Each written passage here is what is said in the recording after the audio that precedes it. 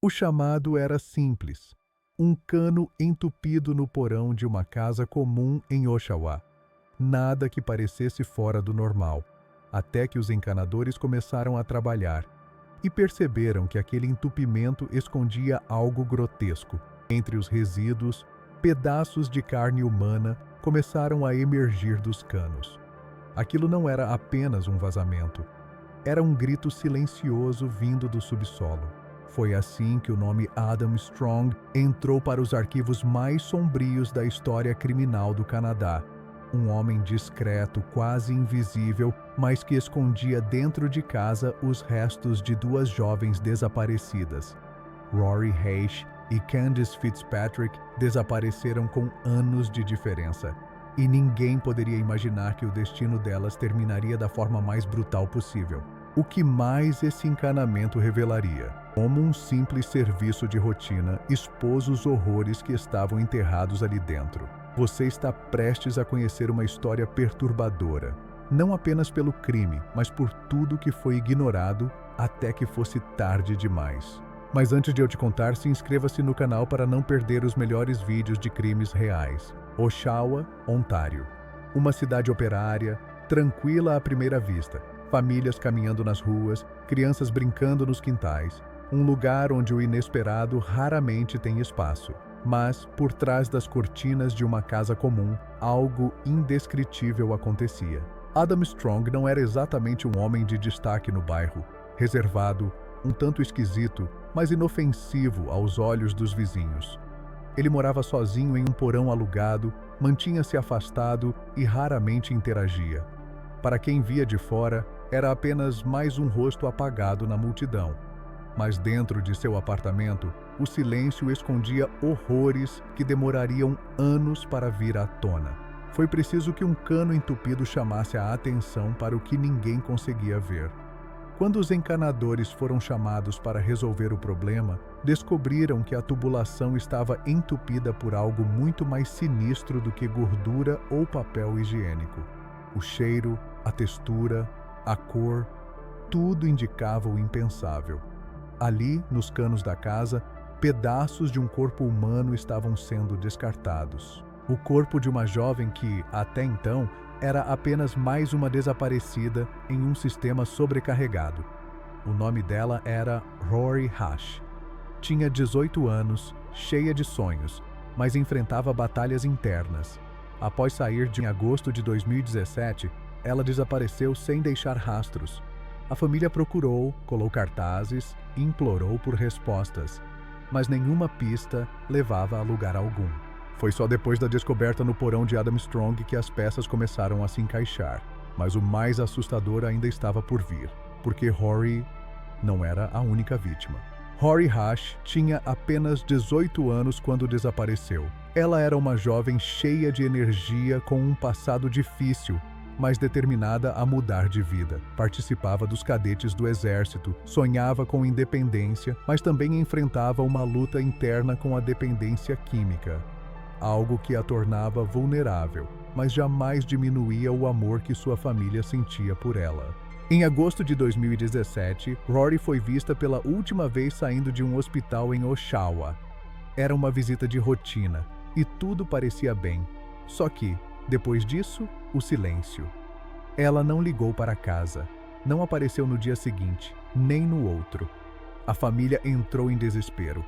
Cartazes foram colados pela cidade, buscas organizadas por amigos, apelos nas redes sociais. E, por um tempo, ninguém sabia de nada. Um mês depois, em setembro, o horror começou a se materializar. Pescadores encontraram um torso feminino boiando no Lago Ontário. Era difícil acreditar, mas os exames confirmaram. Era Rory. O corpo havia sido desmembrado, mas ainda não se sabia quem poderia ter feito aquilo. E pior, por quê? A descoberta foi devastadora para a família. A mãe de Rory, devastada, começou a cobrar respostas da polícia e da sociedade. Como alguém poderia fazer isso com uma garota tão jovem? Como ninguém tinha visto nada? Durante meses, a investigação parecia andar em círculos. Nenhuma pista sólida. Mas o destino, de forma macabra, interveio. Em dezembro de 2017, um morador de Oshawa, que vivia nos fundos de uma casa dividida em apartamentos, chamou uma empresa de encanamento. O problema era constante: entupimentos frequentes no porão. Só que, naquele dia, ao desmontar os canos, os trabalhadores encontraram pedaços de carne em decomposição. Desconfiados, chamaram a polícia. As primeiras análises foram inconclusivas, mas os exames forenses confirmaram o impensável. Eram partes do corpo de Rory Hash. E o local de origem dos canos levava direto ao apartamento do porão. Quem morava ali? Um homem chamado Adam Strong. A polícia conseguiu um mandado de busca e invadiu o apartamento. O que encontraram ali foi ainda mais perturbador. Um ambiente escuro, sujo, com objetos estranhos e sinais claros de violência. Em um freezer, mais partes do corpo de Rory estavam armazenadas. E, espalhados pela casa, evidências que indicavam algo ainda maior do que um único crime. Enquanto a investigação avançava, um nome antigo voltou à tona: Candice Fitzpatrick. Ela tinha 19 anos quando desapareceu em 2008. Era do mesmo perfil de Rory, jovem, vulnerável, com histórico de uso de drogas e pouca estabilidade familiar. A diferença? Ninguém nunca soube o que aconteceu com ela.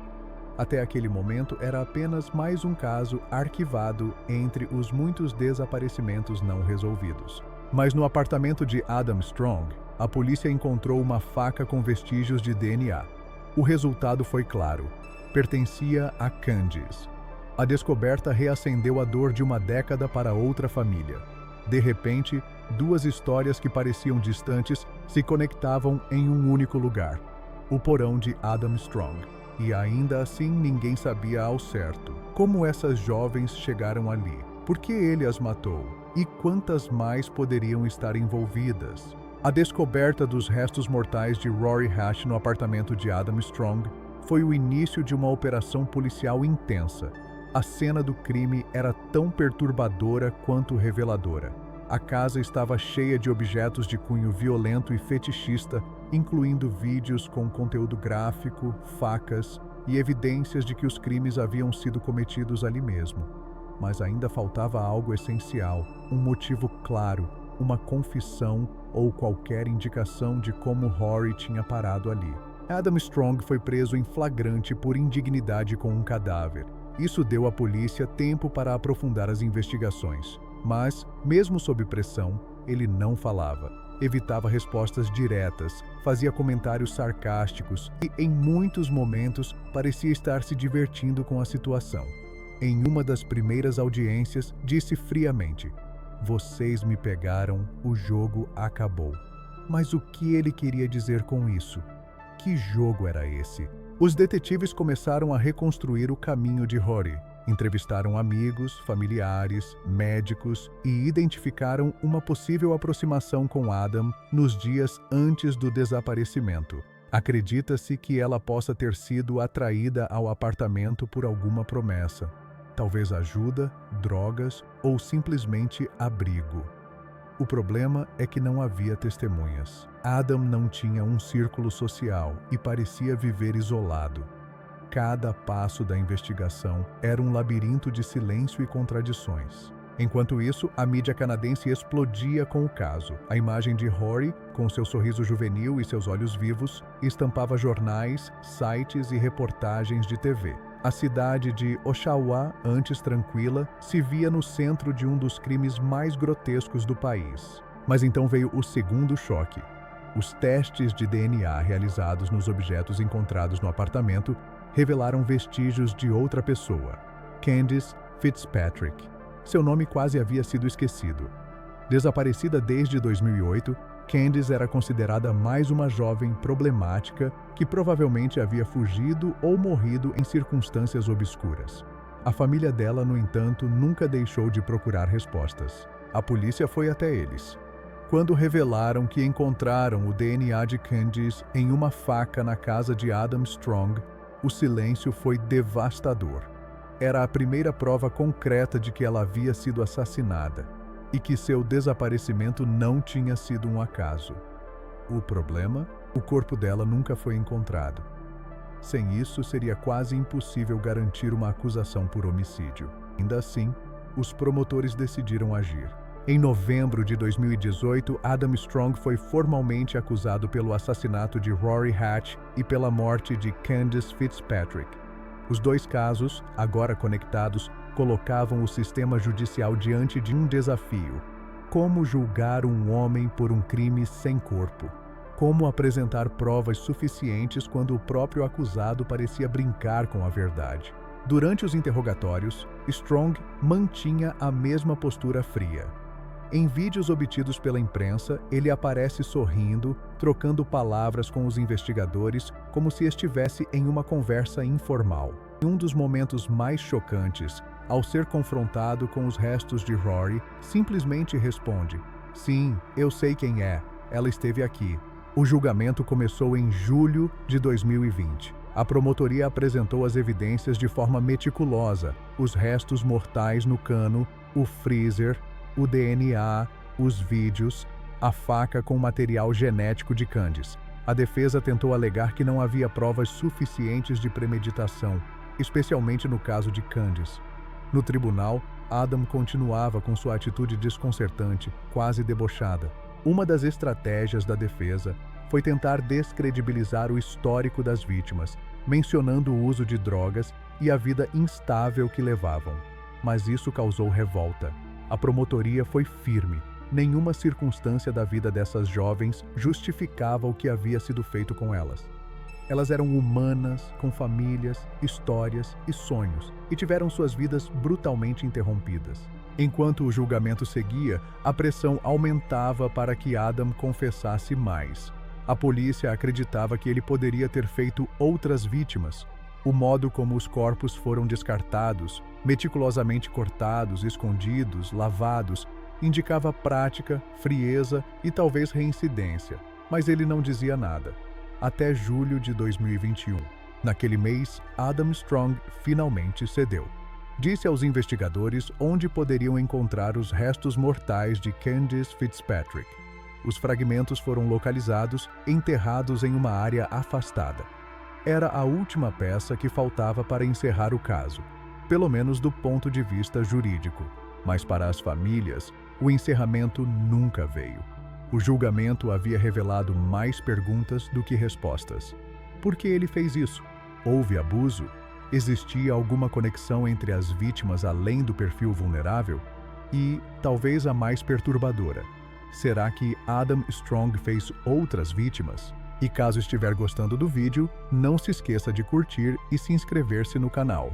Por quase 13 anos, a família de Candice Fitzpatrick viveu entre a esperança e o luto silencioso. Sem corpo, não havia funeral. Sem respostas, não havia paz. A prisão de Adam Strong trouxe algum alívio, mas também uma nova agonia. Saber que ele sabia a verdade e se recusava a compartilhá-la. A reviravolta veio em julho de 2021, quando tudo parecia já definido no tribunal, com Strong condenado à prisão perpétua. Ele fez algo inesperado. Pediu para falar com os investigadores. Sem advogados, sem avisos, ele simplesmente começou a falar. E entre uma frase e outra, revelou: "Se quiserem encontrar Candice, posso mostrar onde está." A revelação caiu como uma bomba. Após anos de silêncio, ele quebrava a própria resistência. Mas por quê? Ninguém sabe ao certo. Alguns acreditam que foi uma tentativa de manipulação tardia. Outros acham que ele queria manter algum controle sobre a narrativa. Talvez, no fim, tenha sentido o peso da prisão perpétua e decidido soltar a última peça do quebra-cabeça. O que se sabe é que ele levou a polícia até um local afastado, próximo a uma área industrial em Oshawa. Ali, em meio ao mato alto e à terra batida, estavam os fragmentos do que restava de Candice Fitzpatrick. Ossos, fragmentos de roupas e materiais genéticos suficientes para confirmar a identidade. Depois de mais de uma década, a família finalmente teve o que muitos nunca conseguem: a chance de sepultar sua filha. A descoberta foi recebida com uma mistura de dor e alívio. Agora podemos dizer adeus de verdade. disse o pai de Candice em uma entrevista emocionada. A imprensa repercutiu o momento como um dos mais marcantes do caso, não apenas pela crueldade envolvida, mas pela frieza com que Strong manteve aquela informação por tanto tempo. Esse gesto final também reacendeu debates sobre o perfil psicológico de Adam Strong. Não um assassino impulsivo, era metódico, paciente e profundamente manipulador. Ele controlou o tempo de dor das famílias, o ritmo das investigações e até o momento da revelação. Nada parecia ser feito por acaso. A revelação do corpo de Candice selou definitivamente a imagem de Adam como um predador cruel, que explorava a vulnerabilidade de jovens em situações precárias.